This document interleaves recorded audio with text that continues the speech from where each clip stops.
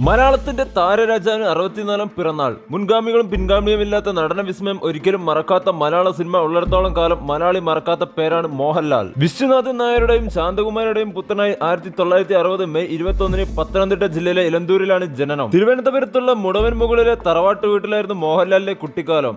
മുടവൻമുകളിലെ സ്കൂളിലാണ് വിദ്യാഭ്യാസകാലം ആരംഭിക്കുന്നത്.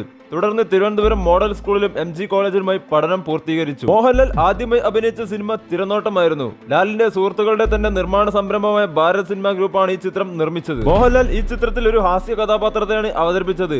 സെൻസർ ബോർഡുമായി ബന്ധപ്പെട്ട ചില തടസ്സങ്ങൾ മൂലം ഈ ചിത്രം പുറത്തിറങ്ങിയില്ല. മോഹൻലാൽ അഭിനയിച്ച് പ്രേക്ഷകരുടെ മുന്നിലെത്തിയ ആദ്യത്തെ സിനിമ മഞ്ഞിൽ വിരിഞ്ഞ പൂക്കൾ 1980-ലായിരുന്നു.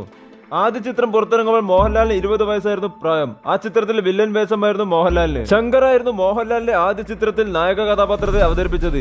സംവിധാനം ചെയ്തത് ഫാസിലും. മഞ്ഞിൽ വിരിഞ്ഞ പൂക്കളിന് ശേഷം മോഹൻലാലിന് ധാരാളം അവസരങ്ങൾ ലഭിക്കുകയുണ്ടായി. 1983-ൽ 25ഓളം ചിത്രങ്ങളിൽ മോഹൻലാൽ അഭിനയിക്കുകയുണ്ടായി. 1986 മുതൽ 95 വരെയുള്ള കാലഘട്ടം മലയാള സിനിമയുടെ സുവർണ്ണ കാലഘട്ടം എന്ന് വിശേഷിപ്പിക്കാവുന്നതാണ്. ഈ കാലഘട്ടത്തിലാണ് നല്ല തിരക്കഥയും സംവിധാനവും അഭിനയവും കൂടി ചേർന്ന നല്ല ചലച്ചിത്രങ്ങൾ കൂടുതലായും പിറവിയെടുത്തത്. ഈ കാലഘട്ടത്തിലാണ് മോഹൻലാലിന്റെ അഭിനയ മികവ് പ്രകടമാകുന്ന നിരവധി ചിത്രങ്ങൾ ധാരാളമായി പുറത്തിറങ്ങിയത്.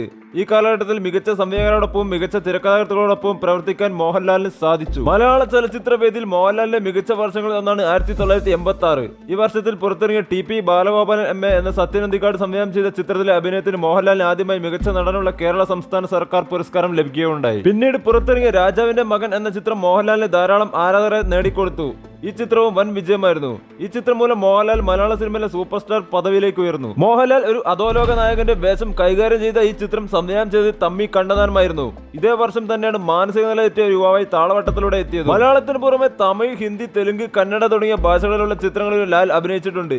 1997-ലാണ് മോഹൻലാൽ മണിരത്നം സംവിധാനം ചെയ്ത ഇരുവർ എന്ന തമിഴ് ചിത്രത്തിൽ അഭിനയിക്കുന്നത്.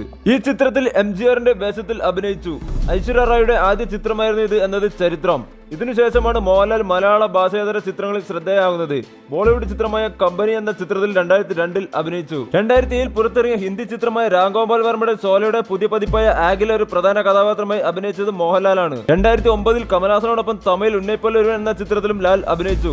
ഒരു ഹിന്ദി ചിത്രമായ എ വെനസ്ഡേ എന്ന ചിത്രത്തിന്റെ തമിഴ് പതിപ്പായിരുന്നു ഈ ചിത്രം. തമിഴിൽ മോഹൻലാൽ അഭിനയിച്ച കഥാപാത്രം ഹിന്ദിയിൽ അനുപം ഖേറാണ് അവതരിപ്പിച്ചത്. 2014-ൽ പുറത്തിറങ്ങിയ തമിഴ് ചിത്രം ജില്ലയിൽ വിജയ്ക്കൊപ്പം നായകതുല്യമായ വേഷത്തിൽ അഭിനയിച്ചു. അഭ്രപാളികളിൽ പകരക്കാരനില്ലാത്ത നായകനായി തുടരുന്ന മലയാളത്തിന്റെ ലാലേട്ടന്റെ ജന്മദിനാശംസകൾ.